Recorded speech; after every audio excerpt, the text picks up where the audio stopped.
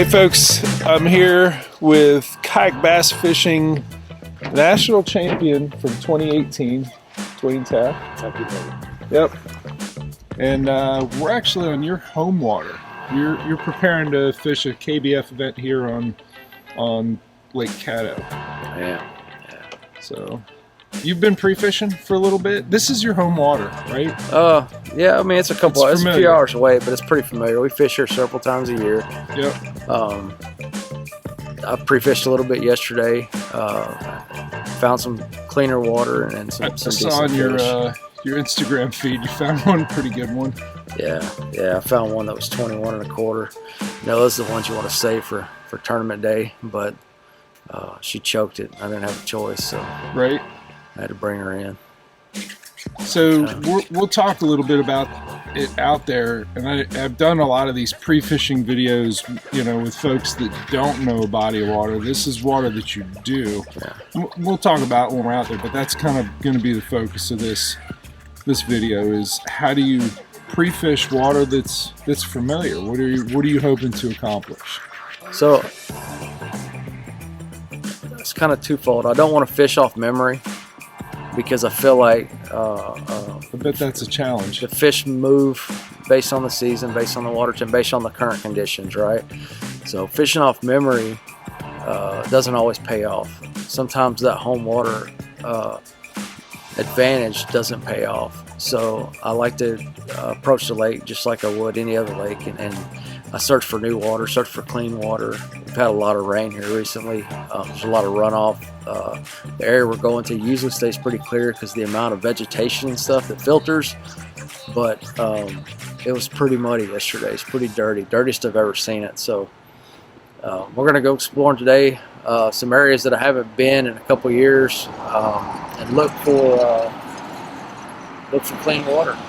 A few more kayaks rolling past. It's crazy, you know, how many different boats you see when there's a tournament. Yeah. And this is an area that's very spread out. It is. You know, the Caddo +4. So you got Caddo, the Red River, Bistineau, Wallace, and then Cypress and Black Bayou up there north of Shreveport. So it's spread out. It's a lot of water to cover. Yep. But it should be fun. Let's get everything loaded up here. This is your Jackson Big Rig HDFD, right? The HDFD. And you got a kind of custom mount here to be able to do power pole and the torpedo. Yeah, there. This one's from Jason Willis. Started a company, Kayak Angler Solutions. Yep. Simple, but serves the purpose. It does a good job for me.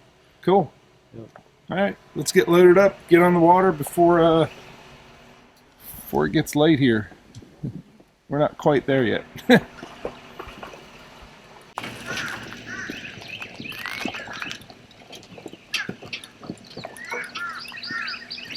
got Josh Duffel with us today. What's going on, guys? Hey, Josh. Shore.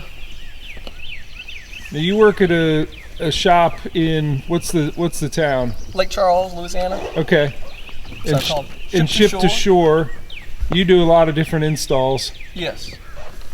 Kayaks, a little bit of everything. Hobies, mainly Hobies for our store, but we do a bunch of installs for everything else too. New canoes, Bonafide, Jackson too. So nice. I remember swinging by the shop a couple years ago. It's a cool Yep. shop for sure. Slowly growing it. So, all right. Well, we're gonna go zoom up somewhere and find some fish. So normally when I do these pre-fishing videos, I'll just film, and I get better videography usually doing that. I'm gonna do some of that, but last time I was here, I filmed Matt Ball. He was pre-fishing with Tim Isaacs for the Kayak Bass Fishing National Championship, which was here last fall, and it was hard to to reconcile that I was out here with just video equipment, not a rod. So I've got I'm gonna fish with these guys today, and I got 2 rods with me, and we'll figure them out together. So 2018 Kentucky Lake, you won 100 grand.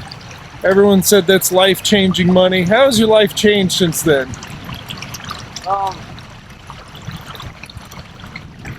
You know, the money was nice. I'm not gonna lie. It's afforded me a lot of opportunities to do these events and travel like I do, and fish these kayak events and stuff more than anything, and not monetarily, but just it's opened a lot of doors in the industry, different companies and stuff that help me do what I do. Most of the money went into house remodel and stuff like that. Everybody always asks what I did with the money, and that's where it went. We remodeled the house. Yeah, I mean, it's more than anything, it's just opened a lot of doors for me, and like I said, afforded the opportunity to do this. Something you really enjoy to do, and actually, make a little money doing it. It's nothing better. We're headed towards Clinton Lake. We're in the Blind Slough. It's a cut through from one of the main rivers back to the back lake of Clinton. It's pretty dense in here. A lot of cypress trees and stuff, whatever. But once you pull out of this mouth right here, it opens up, and it's like the gates of heaven open up. You'll hear the angels and all that good stuff. It's a God's country. The way the sun comes through the Spanish moss and stuff. It's absolutely beautiful. Yesterday when I came out of here, this Blind Slough kind of comes into the middle of Clinton Lake, and I covered everything on the west side yesterday. Some familiar water. Found some cleaner pockets, stuff like that. Today I'm going to go east of here, cover the east side. It's an area that I'm not real familiar with. I usually don't fish it, but it's got to hold fish. This logic tells me the way the river's flowing through here, this back channel and stuff, that muddier water in the middle, the way it works out, that northeast side should be fairly clean water. So I'm going to head up there and look around.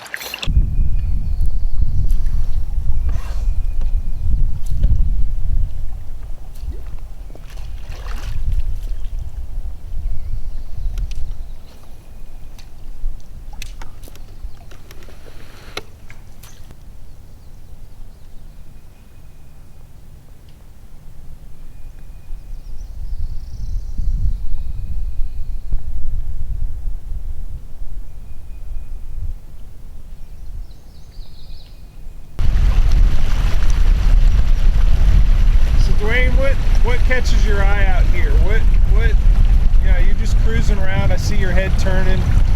Yeah. What makes you come off the throttle there and slow down and make a cast?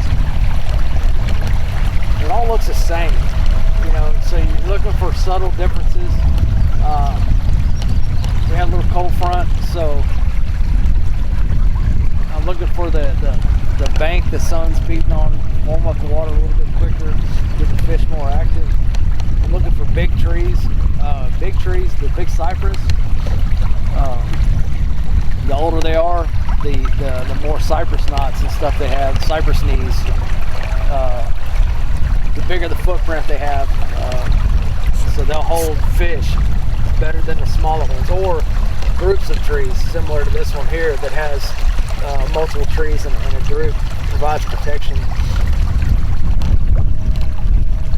Now when bass spawn, they're usually set up to protect themselves from that north wind. First fish of the day, big guy. What'd you get him on? Flip the Senko up by this group of trees here, and let it go to the bottom. And I got a text message, so I was looking at my phone and I felt my line jerk while it was sitting on the bottom. All right. Took me a minute to eat it. Dead stick in a Senko at the base of a tree. Exactly. All right. With Dwayne getting his first one on the Senko, I'm gonna try fishing a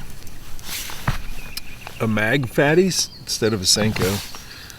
I tried putting it weightless on a 4/0 grip pin hook and it floated it. So I'm putting a little tungsten bullet weight. It's a pretty light one. I want it to be able to just barely let it sink. So I'm gonna peg it with that bobber stop and see if it'll slowly pull it down.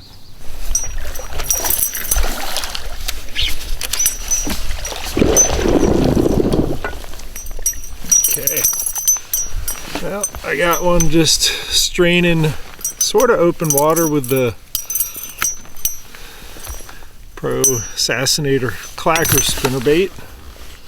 This one's, I don't know, probably 18 inches or so. I'll have to tell Dwayne when I catch up with him. Just straining water with the spinnerbait.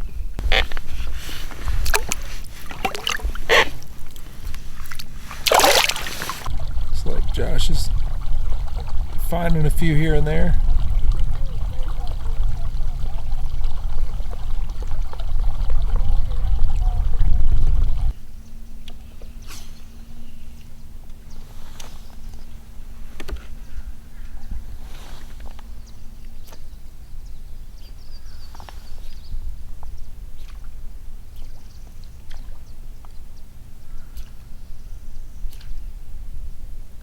So this is a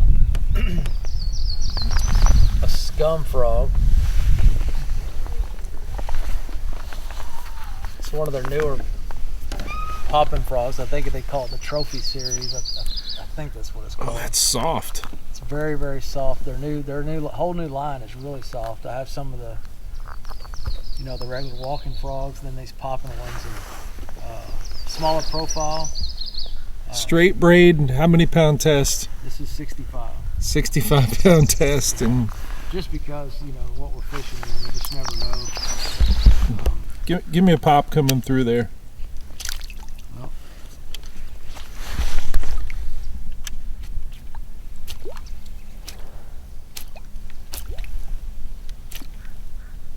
see how it stops after you pop it? Yeah. Just don't keep walking forward or anything.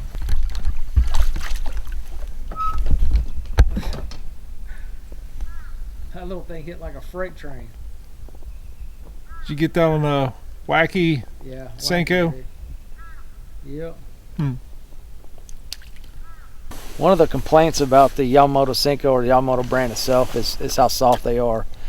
And they tear up easy. You go through a lot of them. For me, it's about the fall rate, the salt content. It's more realistic for me. I think the fish react to it better. But I found a way to make that Senko last, and I can usually catch 4 or 5 fish on it before I got to change it. And it's this new VMC cross ring system. They have the cross ring pliers, and it's a lot like the old O-ring system, but it's a little bit wider. Turn it sideways so I can really see what you're doing. So you're just feeding it through there. Get about halfway down where you would normally wacky rig, and then you just slide it off. So the benefit to it for me is this top part, and I don't know if you can see it very well with this clear one. It's got a little loop in there. But it's got a hole, so you can Nico rig from the ends, or you can wacky rig it from the sides. So once you get it through there, wacky rig it, it'll last 4 or 5 worms before I got to change the worm usually. What color you got there? This one is called, I think it's called Midnight. I usually use the black with the blue flake. I just happened to reach in there and grab this one. It's black with a green flake. I don't know that color matters when you're bass fishing as much as people think it does. I think that darker water, dark colors, light water, light colors, I think that's more of a something to go by rather than you know, I don't think bass are going to hit based on green flake or blue flake. They're not going to decide, well, that one has red on it, so I'm not going to eat it. It's more about the action of it, where you put it, and being a darker color so they can see it. The flake in it, you know, it gives it a little flash, especially this time of year when they're protecting their beds, but I don't think color's that big of a thing. It's more about confidence than anything. Once you get confidence in a color or a pattern or whatever, that's what it's about. Whatever you feel comfortable throwing.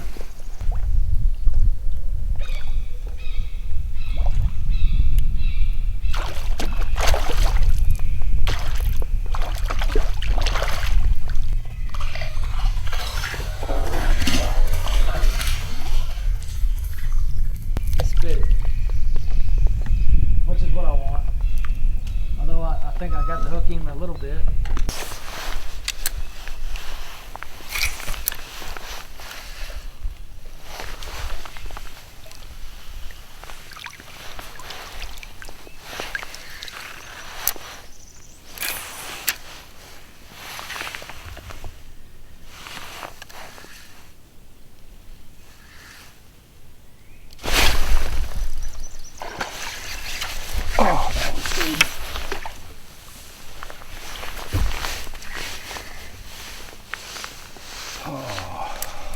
Tap, tap, set the hook, pulled him right into the side of the tree.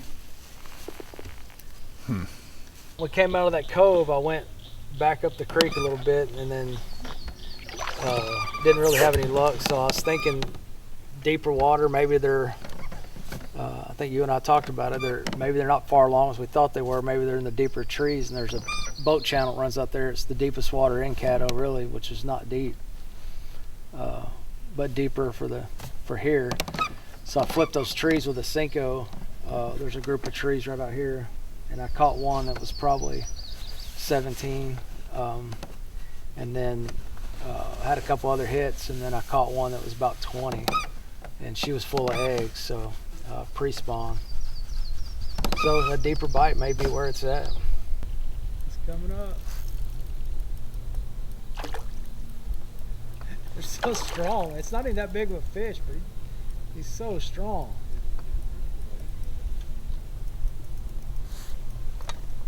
He is fired up.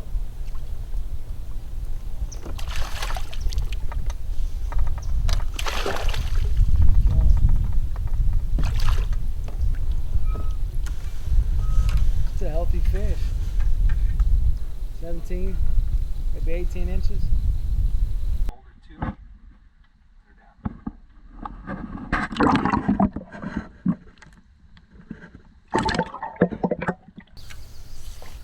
So Dwayne, you won the national championship without a motor on your kayak. How do you feel motors have changed the sport? Well, it's kind of leveled the playing field for you know, the pedal drive versus the paddle, I feel. You know, the motors have opened up the entire lake. You know, originally when we looked at lakes and looked at navionics and studied paper maps and stuff for a tournament, you kind of had to pick a area and stick to it, you know, and if it didn't pan out, or if you didn't get to pre-fish, you were just kind of stuck, right? With the motors, it just opened up the lake. We can, you know, pick multiple spots and make runs and how many miles do you think you cover in a day of or what do you think the most you've covered in a day of pre-fishing has been? You ever track it? You know, I don't ever really track it, but I guarantee I've probably done 20 miles in a day. Yeah, I've probably done at least 20 miles one day pre-fishing. You know, similar to this, we made, you know, a two mile run just to get to the fishing area. I know when we fished Fort Worth last year, Lake Worth, it was 4 miles to where we fished every morning. So just there and back's 8 alone plus the fishing time. So Yeah, I can see doing 20 miles.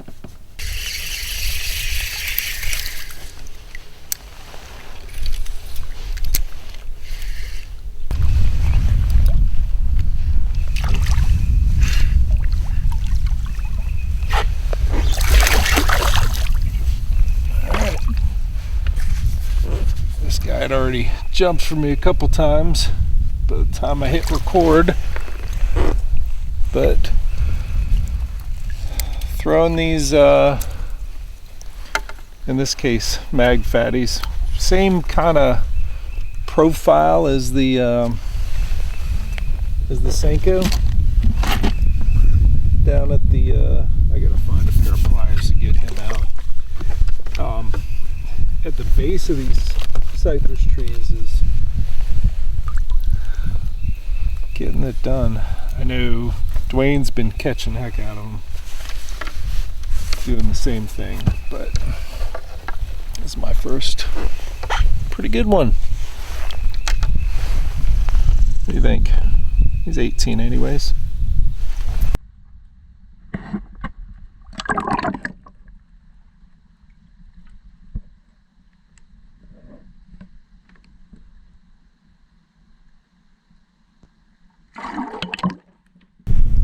All right, man, if today is tomorrow, it's lines out as of now.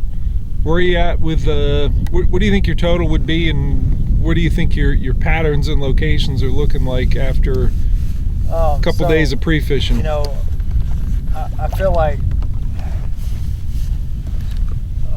I feel like I probably get 90 inches. Okay. Both days. Yep. Today I probably had close to 80 inches, but I wasn't fishing real hard. We had the opportunities, and I didn't set the hook on anything that Right. I didn't have to. But I think to win this thing, it's probably going to be mid 90s both days. Yeah. Yeah, this is generally the area that I'll start. You know, kind of back behind here. We found some clean water today. It's a pretty good run. It's about a probably 4-mile run to this spot, but It was quite a bit of difference in the, you know, one area would be muddy, and then you could cast into almost like three-ish feet of visibility. yeah, there's but you're sitting in total mud. Yep, it's a distinct line, and I feel. Is it wind driven? I think it's wind driven. I think it's river channel. Yeah. That comes through here. The runoff from all the rain. Yeah, there's that clear distinction, and I feel like finding clean water is the way to go. Yeah. At least for me, I'm more confident in clean water. And putting a Senko at the base of a. Yeah. I mean, we've thrown a lot of moving baits and stuff, whatever. But it seems like dead stick in the Senko is where it's at. You know. Right. I'll probably tie on a few different variations, maybe a shaky head. So it's been cold. I'll be the Forrest Gump of Senko tomorrow. Right. I'll have one on a shaky head, one on a wacky rig, one on a Texas rig, one on a Carolina rig. Will you at some point test moving baits? Absolutely. I'm gonna have a couple is this different a warming frogs. trend in which they're going to chase? I'll have a couple different frogs tied on. Yesterday the frog bite was pretty decent. I caught a few nice ones on a frog. Today wasn't so much. We got a different direction of wind. Right. Again, now, different from this morning. It's back out of the west a little bit. So maybe that frog bite will be going in the morning or midday once it warms up a little bit. But yeah, I'll have some moving baits tied on always. But, seems like Senko's where it's at. Typical Caddo pattern. Right. Flipping Senkos at trees. Cool. Well, let's get back to the zoom back to the launch, and then you got a captain's meeting to get to, right? Yes, sir. Yes, sir. Yep. I wish you luck tomorrow. Yep. I appreciate it. Thanks for letting me follow you. Yep. It was a lot of fun, man. Do it again. All right.